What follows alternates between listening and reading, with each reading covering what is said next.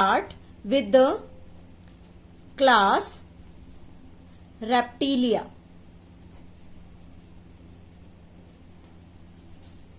This Reptilia word means the creeping organism. We can see that the organism which belongs to this group are known as creeping and crawling type of organism, or we can say that this is the type of locomotion. Means this is the type of locomotion in the group of organism belonging to the Reptilia. Now what are their habitats? They are mostly terrestrial.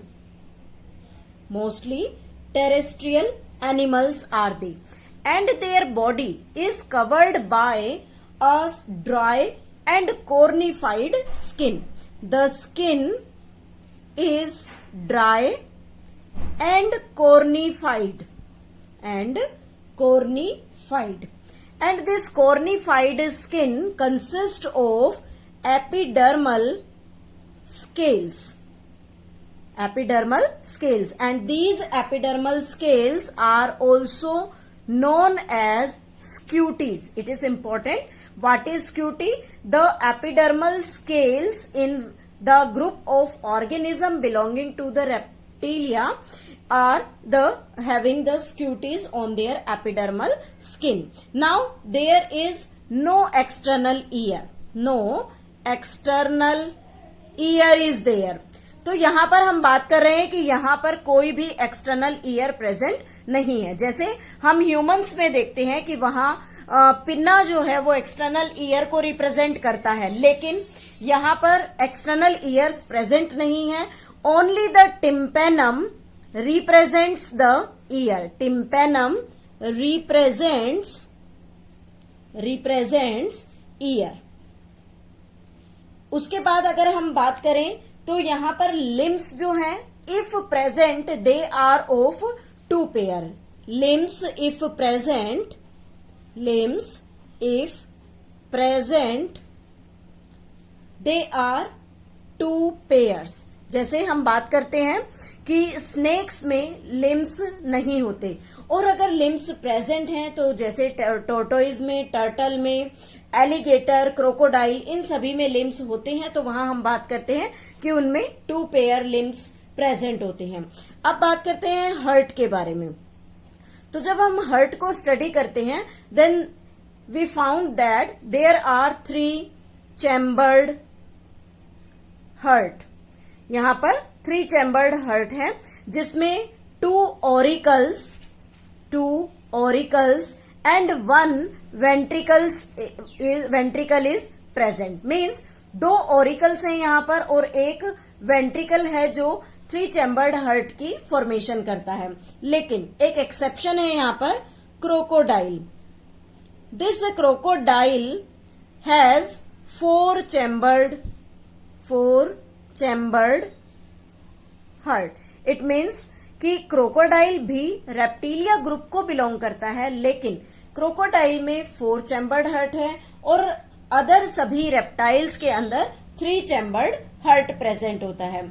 उसके बाद cold blooded organisms हैं ये, cold blooded, और हम एक term use करते हैं cold blooded के लिए, that is named as पोइकिलोथर्मस.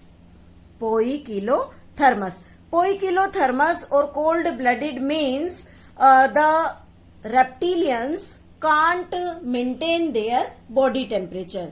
They cannot regulate their body temperature.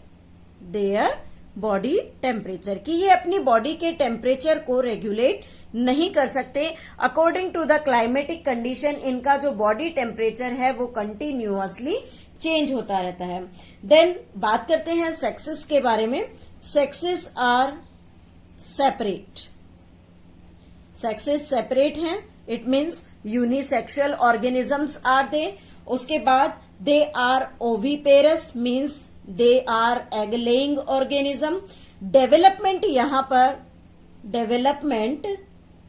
Direct होती है. Development is direct. It means larval stage is absent here. यहां पर कोई भी लार्वल स्टेज प्रेजेंट नहीं है. देन एक इम्पॉर्टेंट चीज है, एक इम्पॉर्टेंट बात अगर हम कहें तो जैसे आपने सुना होगा या ऑब्जर्व किया होगा कि स्नेक जो है वो अपनी स्किन कास्ट को रिमूव कर देता है, शेड कर देता है, जिसे हम जनरली काचुली के नाम से या केचुली के नाम से जानते हैं.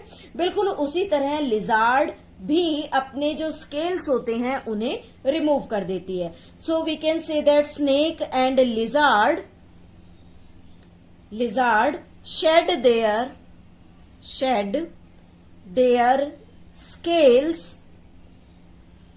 their scales as skin cast.